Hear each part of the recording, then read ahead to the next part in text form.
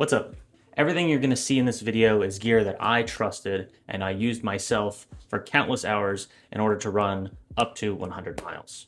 This video is not sponsored by anyone. None of this gear was sent to me. I used my own money to purchase all of the items that you'll see in this video. So without further ado, let's get into it. One more thing before we get started. Please, if you could, drop a subscribe, drop a like on the video. It helps me out a lot. It takes a second and it's free. Now, it wouldn't be a running video if we didn't start off with shoes. 2 shoes to be exact. A shoe that I started using kind of later on in the year, but one that really impressed me were the Nordo line of 001s. Once the 001A came out, I have actually full-time switched that shoe, and that's why it's the first thing on my list. Going into Wild Goose in September of this year, the only miles that I ran prior to my 100-mile race, which I wore these for 70 of those miles, was the gear review and actually shakeout video unboxing that I have on my channel. That's the only time I wore them prior to race day. These things were stable. They were absorbing rocks and gravel like it was their job. The grip is fantastic. It's Vibram's light base. It's about as good as you can really expect in a shoe. Throughout that race, they really convinced me that they would be an amazing pair of shoes. The only thing that happened during that time was a very small blister on my Achilles. It was like 1 millimeter long because the collar's a little stiff when you get them out of the box. And when you run 70 miles in anything, if you have no blisters anywhere but the smallest of rubbing, you can't really say anything bad about that shoe. Even though these things are pretty expensive, they are worth every single penny that I pay for them. And I have, 200 to 300 miles on them at this time, and they still feel fresh. I don't have any complaints. As far as road shoes go, I really enjoyed running in the Neo Vista 2. This thing is soft, it is bouncy, it is squishy. It was perfect for all my easy days. I was even able to pick up the pace a little bit.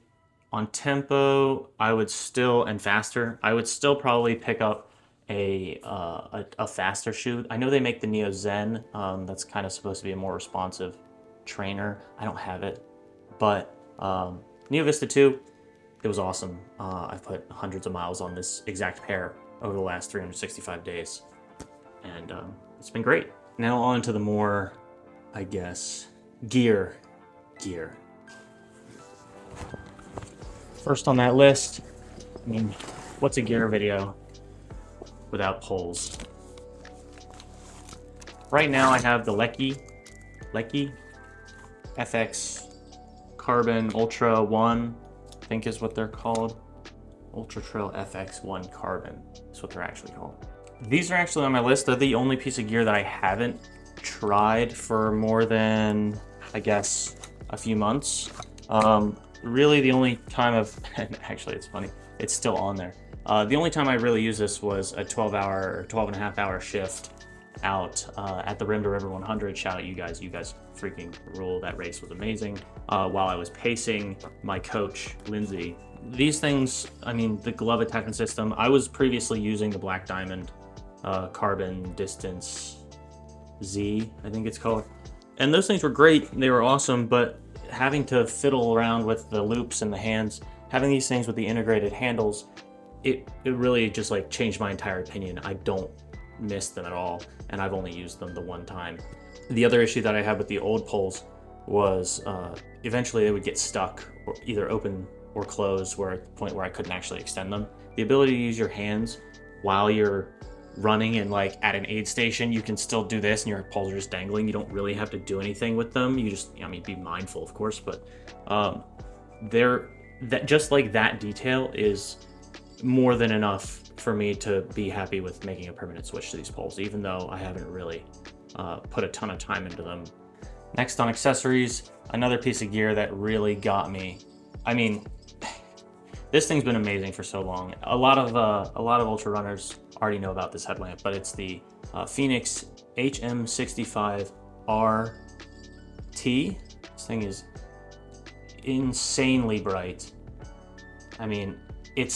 It's full on daytime, but this is what it looks like at full power. Even on low, doing the same thing, it's brighter than most headlamps medium, and bright setting on low, I was able to actually use this thing for 12 hours straight on a single battery charge, between like hopping between low and medium during that same pacing session that I used the Lecky Pulse for the first time. And I personally never tried to push it that hard as far as like battery life goes. Usually I would have a drop bag after like 6 to 8 hours. But the fact and like the peace of mind that I have now, knowing that I can go 12 on a charge with a headlamp that's this bright, it's like game changing. So I've had this thing for about 2 years. I think it's about $100. If you value having a bright light that lasts forever, this is the one. This is it. It's amazing.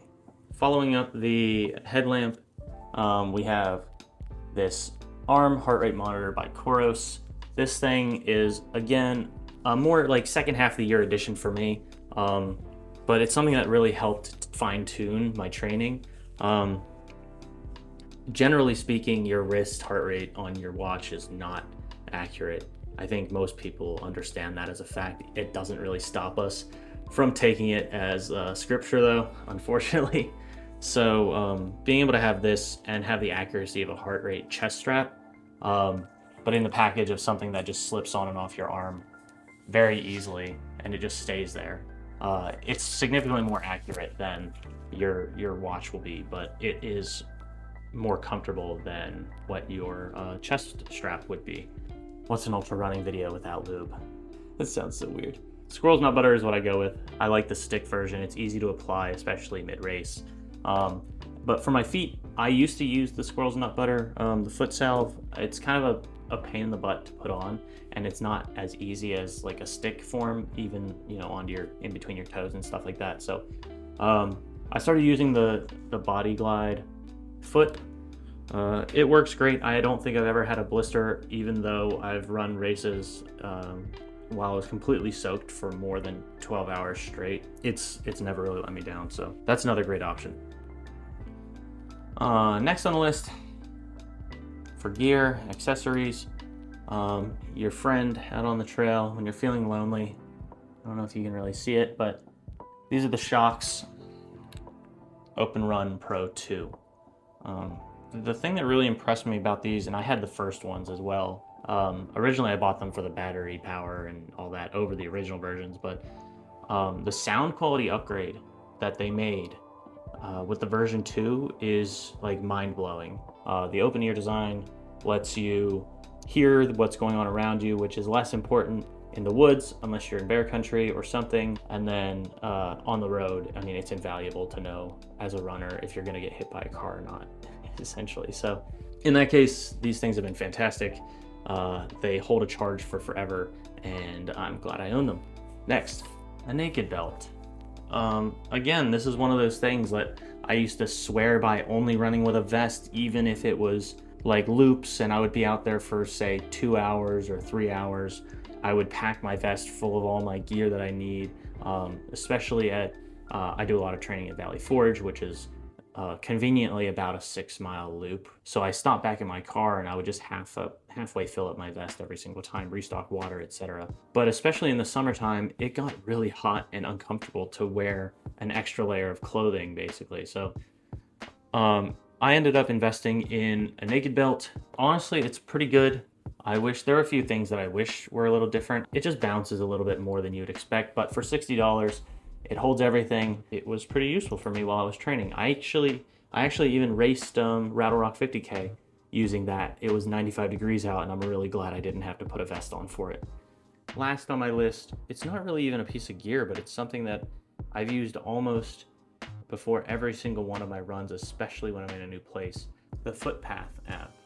So the Footpath app is by far the easiest way to plan out my daily runs or anything that includes trying to find out, say you're running in a new area, or you really want to just hit a specific amount of miles, or you really just want to make sure that you're going to hit the right amount of miles for your given expected pace. This thing is the way that I do it. It's also just like by far the easiest map that I've ever used for route planning. So for example, if I wanted to, I can say park here, I'd start my route there, and then all you have to do is draw along the path that they already have set up, and it automatically snaps to it. If you want to loop, you just hit loop, okay, and it auto-routed back with what it thinks is the best way. Sometimes it gets a little frustrating, but if you want to go back the exact way, you just do out and back, and that solves that problem. The coolest part about Footpath, so say I wanted to go on a 2-mile run there, you can really just do this. You can export it immediately as a GPX, and you can do everything, getting it onto your Garmin in about 2 minutes from your phone. So, I mean, it's a piece of amazing technology. I really love the Footpath app.